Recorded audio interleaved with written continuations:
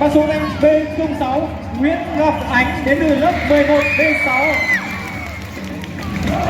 Nguyễn Ngọc Ánh với chiều cao 1m63, học lực xuất sắc, hạnh kiểm tốt.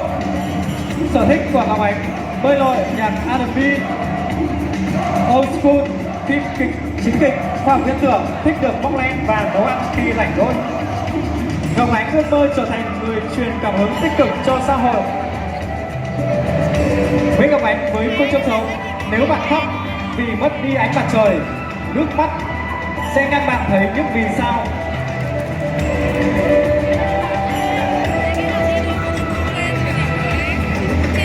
Vâng, và một lần nữa xin mời cùng những thầy cô, cùng toàn thể các em học sinh, chúng ta cùng nhìn lại những gương mặt tiêu biểu của các thí sinh đến từ chi đoàn các lớp trong phần thi học sinh thân thiện lượt số 2.